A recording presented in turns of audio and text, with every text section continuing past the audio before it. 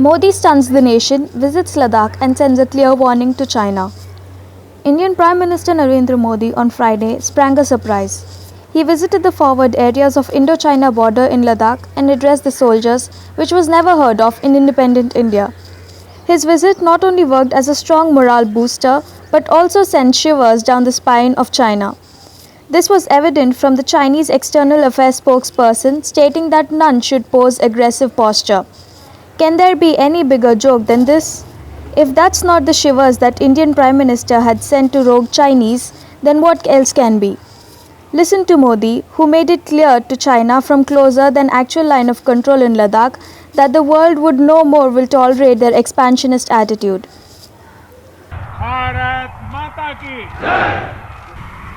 साथियों, आपका ये हौसला,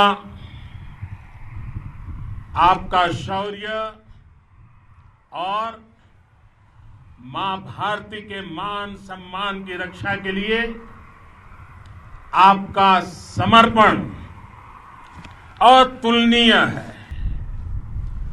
आत्मनिर्भर भारत का संकल्प आप लोगों के कारण, आपके त्याग बलिदान पुरुषार्थ के कारण और मजबूत होता है। साथियों, लद्दाख का तो ये पूरा हिस्सा ये भारत का मस्तक है। 130 करोड़ भारतीयों के मान सम्मान का प्रतीक है। ये भूमि भारत के लिए सर्वस्व त्याग करने के लिए हमेशा तैयार रहने वाले राष्ट्रभक्तों की धरती है। वीरता ही शांति की पूर्व शर्त होती है। भारत आज जल, थल, नभ और अंतरिक्ष तक अगर अपनी ताकत बढ़ा रहा है तो उसके पीछे का लक्ष्य मानव कल्याण ही है। भारत आज आधुनिक अस्त्र शस्त्र का निर्माण कर रहा है। दुनिया के आधुनिक से आधुनिक तकनीक भारत की सेना के लिए ला रहे हैं, तो उसके पीछे की भावना भी यही है। भारत अगर आधुनिक इंफ्रास्ट्रक्चर का निर्माण तेजी से कर रहा है, तो उसके पीछे का संदेश भी यही है।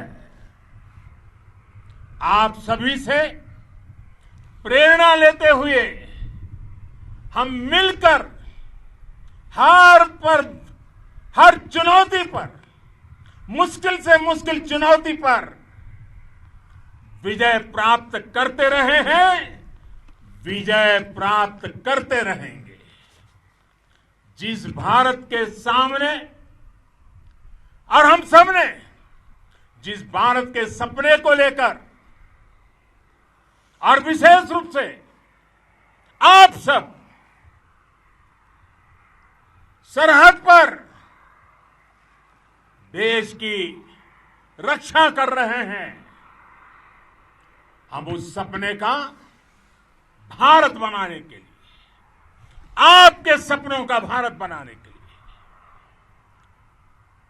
लिए 130 करोड़ देशवासी भी पीछे नहीं रहेंगे, ये मैं आज आपको विश्वास दिलाने आया हूं। What China seems to have understood today is that they cannot bully India hereafter. They might have also realized the fact that Modi is not Nehru, who is in Delhi to concede any land encroached upon as the former did after 1962 war of 40,000 square kilometers. That apart, today the Indian army is fully equipped with modern warfare, unlike in 1962, and even the Indians are more united than ever. To their disbelief, the Nehru-Gandhi dynasty popularity among Indians is on wane. They seem to have also recognized their faux pas Xi Jinping has committed in 2008 by his Communist Party signing an MOU with the Congress Party headed by Italian-born Sonia Gandhi. Will China dare escalate or withdraw its troops back? This is in the wake of Modi making it clear to aggressive China that India will neither bow its head willingly to anyone who will dare stare at her. Meanwhile, India also received support from rest of the world including US, UK, Australia, France and Germany besides others. India is also strengthening in armory by getting S-400 from Russia, Rafales from France and Apaches from the US, which also should upset Chinese military calculations. This is MS Purti for Orange News 9 TV.